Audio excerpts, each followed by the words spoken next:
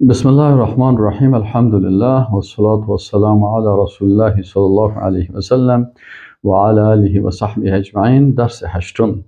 دوستان عزیز، در درس هشتم ما و شما اسم السلام الله سبحانه و تعالی را میخوانیم. خب، بسم الله الرحمن الرحیم. السلام در لغت چی معنا میده؟ در لغت السلام به معنای سلامتی هست، به معنای براءت و بیزاری هست یا خلاصی هست یا عاری بودن است از عیبها. به معنای عافیت هم استعمال شده و به معنای اعلان و صلح و آشتی هم اعلان شده و به معنای تحیت و احوال پرسی هم استعمال شده. این معنای لغوی کلمه سلام هست و میایم در معنای شناخت اسم السلام الله را ما چه قسم بشناسیم؟ در اسماء الله، در اسماء و صفات. یعنی الله سبحانه و تعالی یکی از نامهایش السلام است. السلام من اسماء الله الحسنى. السلام از اسماء حسنای الله سبحانه و تعالی. اول، هو ذو السلامة من كل عیب و نقص في ذاته و صفاته و افعاله و احکامه. اول وقتی که ما و شما میخوانیم کلمه سلام، یعنی اسم سلام دلالت میکنه به ای که الله سبحانه و تعالی صاحب سلامتی هست، یعنی سلامت است از چی؟ از هر عیب و نقصان در ذات، صفات، افعال، احکامش. متوجه هستین؟ اول ایده بفهمیم. یعنی السلام چی معنی؟ یعنی ذاتی که از تمام عیبها و نقصانها پاک و منزه است. ذاتش پاک است، صفاتش پاک است، افعالش پاک است و احکامش پاک و منزه است، هیچ عیبی نداره. السلام هست. دوم، و ذو السلامتی من الشبه و المثل. دوم عقیده داشته باشیم که السلام یعنی الله سبحانه و تعالی ذاتی هست که از شبه و مثل یعنی مشابه و کسی مثل از او باشه، ازی الله سلامت است. یعنی چیز مخلوق العیاذ بالله مشابه با الله نیست. او ذات با عظمت است، ذات ذوالجلال است، ذات کبریا هست، خالق است و دیگران مخلوقات هستند. چطور ممکن است که مخلوق با خالق مشابه باشه یا خالق با مخلوق مشابه باشه؟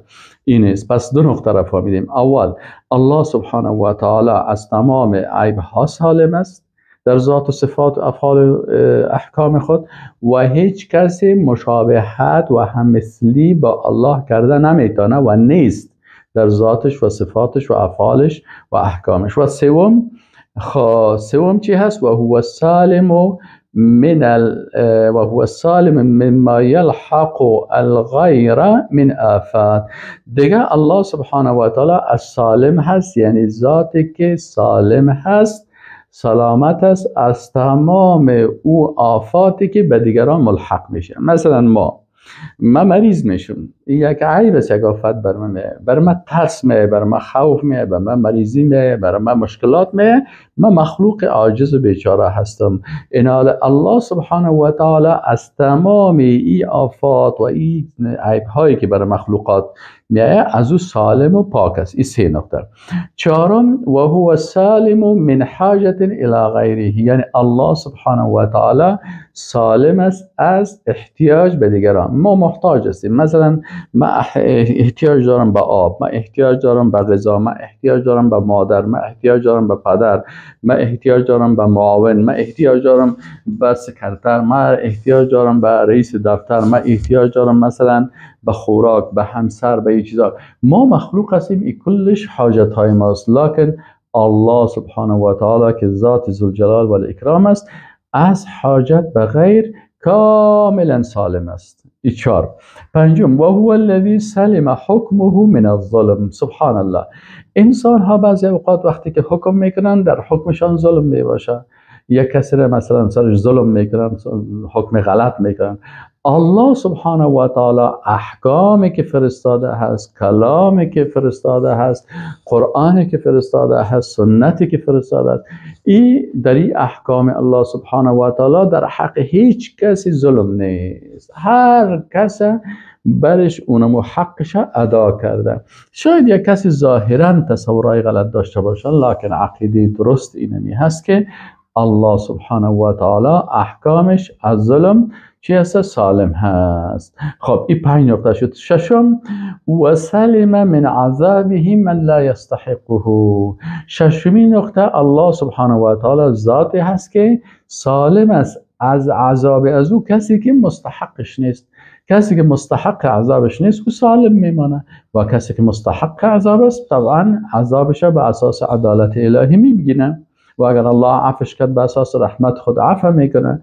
و هو الکامل الذی یملک السلام. ششم نقطه، الله ذات کامل هست که مالک سلام هست، یعنی برای ما سلامتی، برای ما امنیت، برای ما راحت الله میده. الله سبحانه و تعالی مالک ای سلامتی است، و یحفظ من یشاء، و حفظ میکنه هر کس را که خواسته باشه من کروبات دنیا و الاخره، از سختی های دنیا و آخرت. خب پس اینجا ما و شما در اسم السلام الله سبحانه و تعالی 7 نقطه را یاد گرفتیم. اول خب باید رو بفهمیم که السلام از اسماء الله الحسنا هست، ثابت از قرآن عظیم شان. در کدام آیت، در کدام سوره؟ در سوره حشر ما و شما میبینیم که در سوره حشر در آیت 23 الله سبحانه و تعالی میگه هو الله الذی لا اله الا هو الملك القدوس السلام المؤمن المهيمن العزيز الجبار المتكبر سبحان الله عما يشركون. هو الله الذي، الله ذاتی هست که لا اله نیست هیچ معبود به حقی که ذاتش عبادت شوه و شریعتش اطاعت شوه الا هو، مگر او. الملك القدوس، ملک یعنی مالک متصرف تمامی مخلوقات در دنیا و آخرت است. القدوس و ذات با عظمت است که دارای صفات کمال و از تمامی عیبها خالی هست. السلام، الملك القدوس السلام. پس فهمیدیم که السلام که از اسماء الله الحسنا شد. آلی اسم الله سبحانه و تعالی رو چه قسم گفتیم بشناسیم؟ گفتیم که السلام اول صفتی که الله داره سلام شما نامیده، اول معنای سلام هو سلامتی من کل عیب و نقص، یعنی ذاتی که از تمام عیبها و نقصانها در ذاتش، فی ذاته و صفاته و افعاله و احکامه، در ذات و صفات و افعال و احکامش از تمام عیبها و نقصانها سلامت است. این اول. علامه ابن کثیر رحمه الله در تفسیر خود نوشته میکنه، میگه السلام و ای من جمیع العیوب و النقائص، یعنی ذاتی که سلامت از تمام عیبها و نقصانها، بکماله فی ذاته و صفاته و افعاله، با کمالی که در چی داره؟ در ذات و صفات افعال خود داره. از این خاطر از تمامی عیبها و نقصانها الله سبحانه و تعالی چی هست؟ پاک هست. علامه غزالی رحمه الله چی میگه؟ میگه هو الذی تسلم ذاته عن العیب و صفاته عن النقص و افعاله عن الشر، یعنی الله سبحانه و تعالی ذاتی هست که سالم است، ذاتش از عیب، صفاتش از نقصان و افعالش از شر. میگه این کلش از این چیزها الله پاک است. خب پس فهمیدیم که الله ذاتی هست که صاحب سلامتی است در ذاتش و صفاتش و افعالش و احکامش از تمام نقصان هم. دوم نقطه‌ای که در سلام میفهمیم او چی هست؟ و ذو سلامتی من الشبه و المثل. دوم معنا و مفهوم السلام چی هست؟ یعنی السلام او ذاتی هست که از مشابه و از مماثل، از هممثل و از شریک و از شبه و مانند از این چیزها پاک و سالم هست، سلامت است از این. علامه عبدالعزیز جلیل چی میگه؟ فهو السلام، میگه الله سلامت است، من الصاحبه از همسر، والولد و از فرزند، و السلام من الکفء و النظیر، و همچنان پاک است از کفع و از نظیر همتا هم مثل و سمیع و کسی با نام از او که او الله هست مثل نام از او نام داشته باشه و المماثل و یا مثل از او کسی باشه و السلام من الشریک و سلامت است از شریک. پس این شد میگه الله سبحانه و تعالی او باز ای عالم علاوه میکنه چی میگه و كذلك ما اضافه الى نفسه من الید والوجه. امی قسم که الله میگه به ذات با عظمت خود ید نسبت داده دست و وجه و روی فانه سلام عما يتخيله مشبه او يتقوله معطل. میگه الله سبحانه و تعالی وقتی که دست بر خود نسبت داده یا وجه به خود نسبت داده الله سلامت است از او خیالاتی که انسانهای مشبهه داره. یک قوم هستن یا یک گروهی هستن اونها مشبهه میگن که اونا امی صفات الله سبحانه و تعالی را با صفات مخلوقات تشبیه میکنن، این را مشبهه میگن.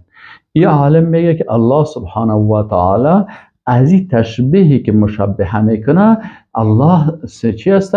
الله سالم هست، یعنی الله سبحانه و تعالی پاک است. چه قسم تو ظالم ذات با عظمت ید الله سبحانه و تعالی را که او ذات ذوالجلال است و به جلال و عظمت شایسته است او را میخوای با دست یک مخلوق عاجز و ضعیف تشبیه بکنی؟ الله سبحانه و تعالی از این پاک هست. همچنان از او اقوالی که معطله میگن، معطله یک تعداد مردم هستن در ذهنشان تشبیه هست. وقتی که الله سبحانه و تعالی ید میگه یا دست میگه یا استوا میگه یا نزول میگه، این صفات که الله سبحانه و تعالی به خود نسبت میدن، این معطله در ذهنشان فورا مخلوق میگه. انا لله و انا الیه راجعون. وقتی که در ذات الله صحبت میکنی و از قرآن عظیم الشان صحبت میکنی، مخلوق از ذهن دور بکو. پس این عالم میگه الله سبحانه و تعالی همین صفاتی که به خود نسبت داده این چی هست؟ سلامت است از آن چیزی که امو معطله و کسایی که تشبیه میکنن باز از این خاطر میگه ولی من این صفت قبول ندارم. نه، من استوا را قبول ندارم.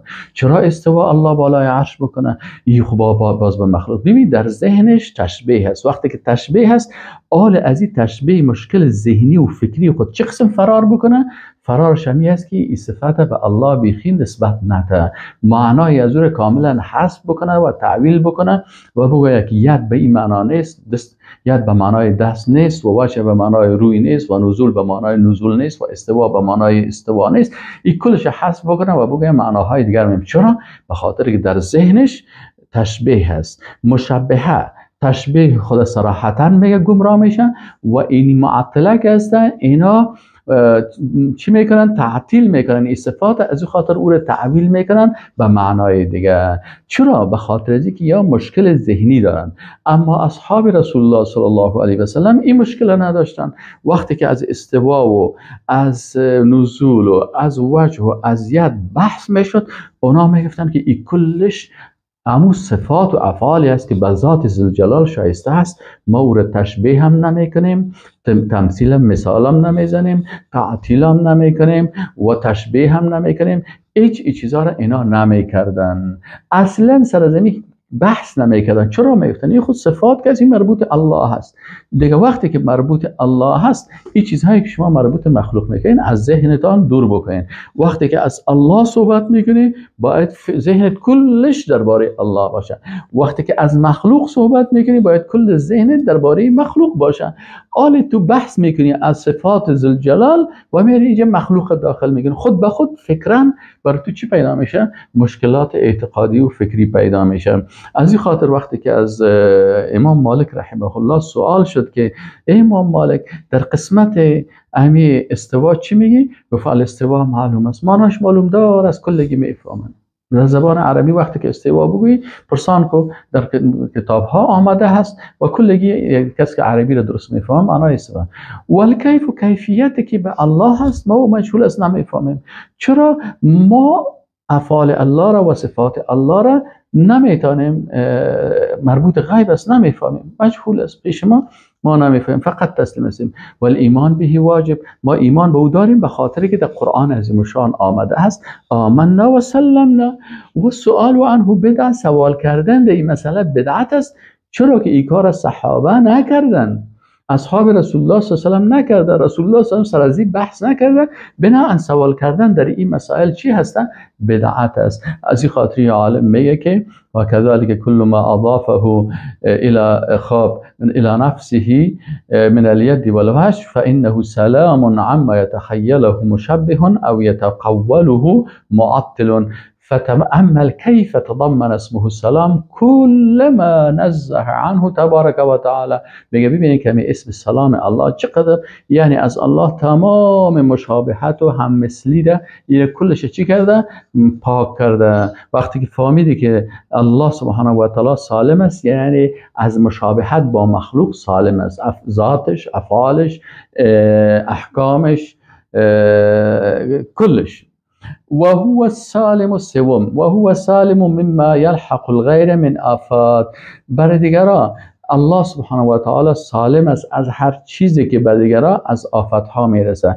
به دیگر مخلوقات علامه ابن منظور چی میگه؟ وقیل معناه انه سلم مما يلحق الغير من آفات الغير غیر والفناء. مثلا بر دیگران، بر ما و شما فنا میرسه، بر ما و شما مرض میره، بر ما و شما مشکلات میره، الله سبحانه و تعالی از تمام از عیب هایی که به مخلوق میره از الله سبحانه و تعالی سالم هست. چرا؟ السلام هست. و انه الباقی الدائم، الله سبحانه و تعالی باقی هست و دائم است. الذي تفنى الخلق ولا يفنى، ذاتی که مخلوقات خدا چی میکنه؟ فانی میکنه، ولکن خودش چی هسته؟ ذات ذوالجلال هست که فانی نمیشه. سلام است عزیز چیز هم. خب و علامه سقاف رحمه الله چی میگه؟ میگه السلام فی صفت الله سبحانه و تعالی هو الذی سلم من کل عیب. یعنی میگه وقتی که میخوای صفت السلام الله را بشناسی، بفهمی که الله سبحانه و تعالی از هر عیبی که هست از او سالم است. و بریء من کل آفه، و الله سبحانه و تعالی خالی هست و پاک است و دور است از تمام آفت و نقصی که یلحق المخلوقین که به مخلوقات میرسه. یعنی هر نقصی که، هر آفتی که بر مخلوقات میرسه، الله سبحانه و تعالی از این نقصان ها پاک است، به خاطر از اینکه الله هو السلام، الله ذات السلام هست. خب دیگه عالم به نام غنیمان است چی میگه؟ میگه با اسمه السلام یعنی البراءة والخلاص والنجات من کل عیب و نقص. میگه اسم السلام الله به معنای خالی بودن و خلاص بودن و نجات بودن از تمام عیب ها و نقصان هست. وقتی که الله میگه ذات السلام است، از تمام عیب ها و نقصان ها پاک است. فهو السالم من کل عیب و نقصان. متوجه هستین؟ خب عالی میگه که از اینجا چی شد؟ فاذا هو نفی و اثبات. خوب یک قاعده میده. پس میگه الله سبحانه و تعالی اسم السلام دو معنا میده، یکی نفی میده، یعنی تمام صفات نقصان و عیب و آفاتی که مخلوقات دارن از این الله سبحانه و تعالی را پاک میگن. و اثبات چی میکنه؟ و در اینجا اثبات تمام صفات کمال به الله هست. میگه فیه سلب و ایجاب، در او معنای سلبی و ایجابی هست. یعنی سلب چی معنای؟ به معنای نفی است و ایجاب به معنای اثبات است. یعنی چی معنی؟ یعنی در صفت السلام الله دو معنای بسیار قوی نهفته است. ببین علما چقدر بزرگوار هستن و چه خوب امو یک کلمه، یک اسم الله سبحانه و تعالی را تشریح میکنه که ما به شما معنایش دقیق بفهمیم. این عالم بزرگوار میگه وقتی که السلام میگه من میخوانم میفهمم، چه قسم میفهمم؟ یعنی این قسم میفهمم که ذاتی که از تمام عیب هایی که مخلوقات دارن، از تمام عیب ها و نقصان هایی که در ذهن انسان خطور میکنن، از تمام از این عیب ها چی است؟ از این تمام عیب ها پاک است. پس اینجا سلب شد، نفی شد تمام عیب ها از الله. در مقابلش امی اسم السلام دلالت میکنه که الله سبحانه و تعالی دارای تمام صفات کمال هست، یعنی ایجابی شد. پس اینجا سلبش نفی عیب ها و ایجابش اثبات صفت کمال به الله سبحانه و تعالی. ماشاءالله رحمه الله، بسیار خوبش این اسم السلام تشریح کرده. دیگه علامه عبدالعزیز جلیل ای چی میگه؟ میگه انه الحی، میگه الله زنده حقیقی هست که سلمت حیاته من الموت، که صفت حیاتش سالم است از مرگ، و سنه و از مقدمات خواب، و نوم و از خواب، و تغییر و از تغییر، و القادر الذی، القادر او ذات قادر قدرتمند است که سلمت قدرته من اللغوب و تعب و الاعیاء و العجز اما یرید، که الله سبحانه و تعالی او ذات قادر هست که قدرتش سالم است از تمام خستگی و از تمام مثلا پریشانی و عاجزی، از آنچه که از تمام از قدرتش پاک هست. العلیم الذی سلم علمه، سبحان الله سبحان الله. یعنی این قسم برای ما میگه که اگر میگیم الحیا، با این معنا باید بفهمیم که حیات الله سالم است از مرگ. وقتی که میگیم که الله سبحانه و تعالی قادر است، یعنی قدرت الله سالم است از عاجزی و از خستگی و از این مسائل. وقتی که میگیم الله العلیم است، یعنی سلم علمه ان یعزب عنه مثقال ذره، یعنی وقتی که میگیم الله عالم است، یعنی به این معنا که الله سبحانه و تعالی علمش سالم است از اینکه حتی یک مثقال ذره، یک چیز بسیار کوچک، از او چی بانه؟ از او از الله پنهان بانه، او یغیب عنه، یا از او غایب بانه. کدام معلومی از معلومات. و کذالک سایر صفاتی علی هذا، میگه تمام صفات الله اینمی قسم است. وقتی که هر صفت میخوانی، در مقابلش صفت السلام امرایش یک جای کن. الرحمن السلام، الرحمن ذاتی هست که رحمتش نعمتهایش سلامت است از عیبها. متوجه هستین؟ الغفور ذاتی که مغفرتش بخششش سلامت است از او چیز، از او افکاری که مربوط مخلوق میشه. یعنی کل صفات الله از عیبها پاک منزه می باشد. سبحان الله، علما چقدر زیبا تشریح میکنن. خب پس فهمیدی میره چهارمین نقطه، میگه و هو سالم من حاجت الی غیره. اینه میگه متوجه باشین که الله السلام، از معنای السلام چه قسم بفهمی؟ یعنی ذاتی که سالم هست، سلامت است از احتیاج به دیگران. شیخ عبدالعزیز جلیل چی میگه؟ میگه واستواه و علوه علی عرشه. میگه این قسم عقیده را بفهمین. وقتی که آمدی فهمیدی که الله سبحانه و تعالی بر عرش استوا کرد و بالای عرش هست و علو هست به معنای بلندی الله هست، اینجا باید بفهمی که اینمی استوا و علویش بالای عرش است. میگه این سلامت است از چی؟ از ان یکون محتاجا الی ما یحمله، که محتاج باشه به چیزی که الله را حمل میکنه. یعنی الله سبحانه و تعالی به عرش محتاج نیست، ضرورت نداره. الا ما یحمله او یستوی علیه، الله سبحانه و تعالی به چیز نیاز نداره که را حمل بکنه و یا بالای او استوا بکنه. به عرش و به یک چیزا الله سبحانه و تعالی محتاج نیست. این را کوشش بکنین که با مخلوق تشبیه نکنین. این مشکل است از بسیاری مردمایی که مثلا در ذهنشان تشبیه هست، وقتی که یک صفت الله را میخوانند فورا در جریان صفت الله در ذهن خود، در فکر خود مخلوق را میاره. نه برادر محترم، برادر عزیز، وقتی که صفات الله را و افعال الله را میخوانی باید بفهمی که الله السلام هست. یعنی چی معنی؟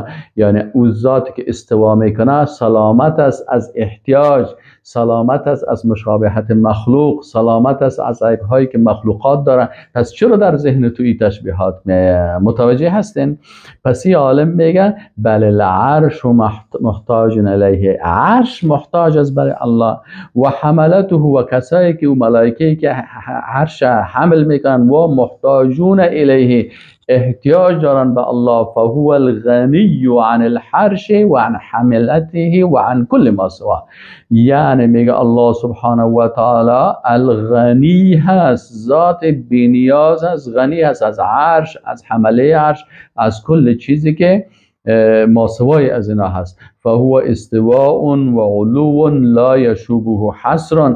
این استوایی که در آیت آمده میگه در او حصر نمیگه که ما او را العیاذ بالله منحصر بسازیم در یک جای، و یا محتاج ولا حاجت به لا عرش ولا غیره، که در او فکر شوه که به او احتیاج به عرش داره یا غیرش داره، ولا احاطه شیء، و یا به این چیز باشه که احاطه کرده به الله سبحانه و تعالی. یعنی معنایش است که وقتی ما و شما یک صفت الله سبحانه و تعالی را میخوانیم، باید بفهمیم که وقتی که استوا را بحث میکنیم باید بفهمیم که این استوای ذاتی هست که کبریا هست، ذاتی هست که دارای جلال است، ذاتی هست که دارای عظمت است، ذاتی هست که غنی است از این العالمین، از تمام مخلوقات، از عرش و از فرش و از ملائکه و از کل چیزها، از اینا الله سبحانه و تعالی غنی هست. ذاتی هست که السلام، از سالم هست از احتیاج، از محتاج بودن به چیز، و همچنان بفهمیم که این ذاتی هست که سالم است از تمام عیب ها و نقصان ها. به این شکل اگر ما و شما یک صفت الله را میفهمیم، باز هیچ وقت در ذهن ما کدام مشابهت نمیاد. چرا؟ الله سبحانه و تعالی سالم است از مشابهت مخلوقات. این مخلوق است که محتاج است، این مخلوق است که ضرورت داره، این مخلوق است که احتوا میشه، این مخلوق است که به او یک چیز محیط میشه. الله سبحانه و تعالی که هست هیچ چیزی به او محیط شدن نمیتونه. هیچ، الله سبحانه و تعالی به چیز احتیاج نداره. السلام هست. به این خاطر وقتی که اسم السلام الله را درست فهمیدی، عقیده بسیار قوی و خوبه در قسمت ذات الله سبحانه و تعالی می داشته باشیم. پنجمین نقطه‌ای که در السلام میفهمیم، یعنی السلام وقتی که در قرآن میخوانیم که الله السلام است، یعنی هو الذی سلم حکمه من الظلم. الله سبحانه و تعالی احکامی را که در قرآن عظیم الشان گفته است، این تمام احکامش از ظلم سالم هست، از ظلم خالص. ان الله لا یظلم مثقال ذره. سبحان الله. در سوره النساء آیت 40 شما باز بکنین، در سوره نساء آیت 40.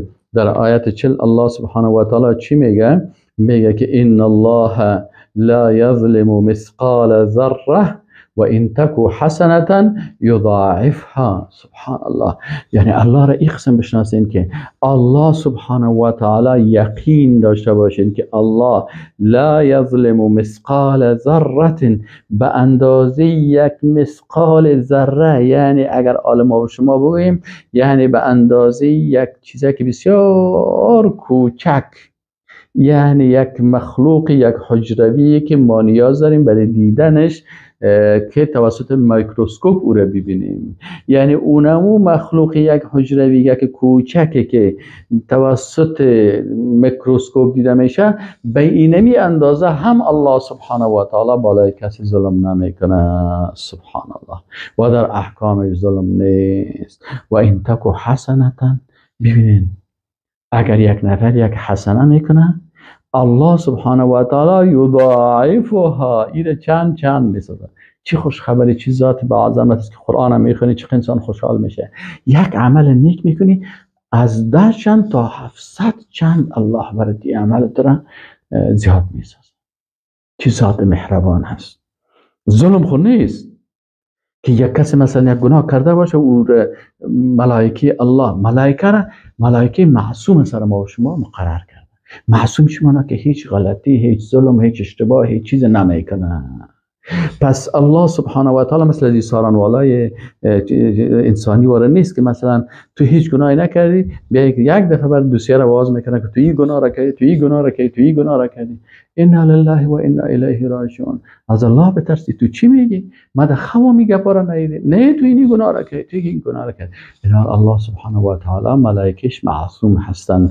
ملائکه معصوم هستند که اونا مطابق حکم الله سبحانه و تعالی بالاشان حکم میشه. الله برشان چه قسم حکم کرده که شما نوشته بکنین و الله سبحانه و تعالی به اندازه یک مثقال ذره سر که ظلم نمیکنه و اگر یک نفر عمل نیک میکنه یضاعفها او را چند میسازه، از 10 چند الی 700 چند و یؤتی من لدنه اجرا عظیما. سبحان الله.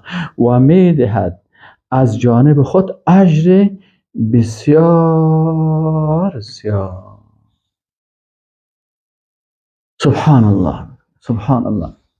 خب پس فهمیدیم که الله سبحانه و تعالی ذاتی هست که سالم از حکمش از ظلم. ششم و سلم من عذابه من لا یستحق، یعنی کسی که مستحق عذابش نمیباشه او الله سالم نگاه میکنه. از این خاطر سلام قولا من رب الرحیم. از اینجا در روز قیامت الله سبحانه و تعالی برای مسلمان ها چی میگن؟ سلام قولا من رب الرحیم. سوره یاسین آیت 58. شما در سوره یاسین آیت 58 ببینین. سبحان الله، الله سبحانه و تعالی چه ذات با عظمتی هست که چی میگه؟ میگه سلام قولا من رب الرحیم. سلامتی هست قول از جانب کی؟ از جانب رب که او بسیار رحیم و مهربان هست.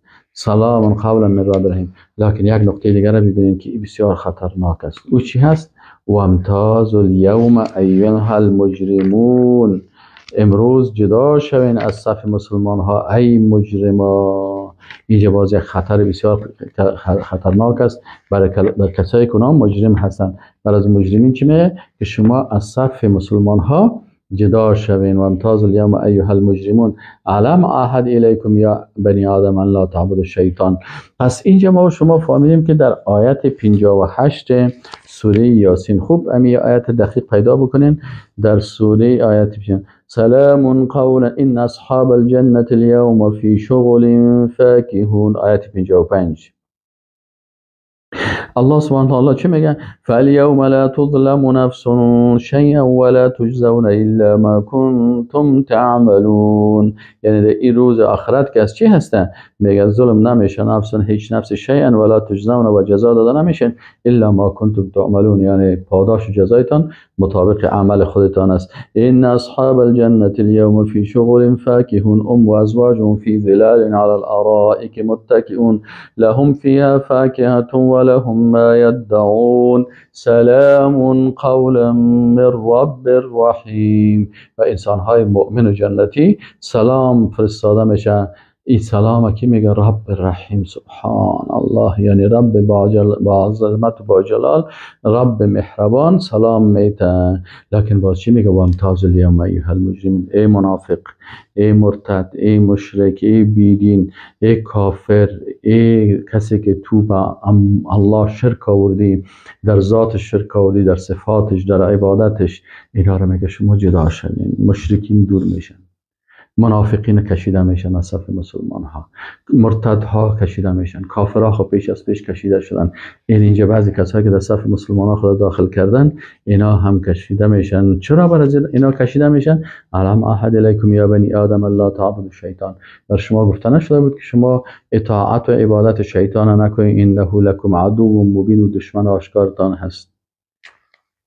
خب دوستان عزیز، پس سلام از ذاتی هست که از چیزش علامه زجاج رحمه الله چی میگه؟ میگه السلام هو الذی سلم من عذابه من لا یستحقه، که سالم مانده از عذابش کسی که مستحق نیست. پس اینال هفتمی درجهش چی میگه؟ میگه بنا ان السلام چی شد؟ وقتی که هیچ عیبی نداره، هیچ نقصانی نداره و هیچ احتیاج نداره، پس میگه فهو الکامل الذی یملک السلام. پس او ذاتی هست که کامل هست. یعنی السلام تمام عیب ها را از الله نفی کرد و اثبات کرد چی را؟ صفت کمال به الله سبحانه و تعالی. پس السلام به معنای ذات کاملی که خالی از عیب ها و دارای تمام صفات کمال است. یملک السلام، مالک سلام است. و یحفظ من یشاء من کربات الدنیا و الاخره. و هر کسی که خواسته باشه از چی هستن؟ از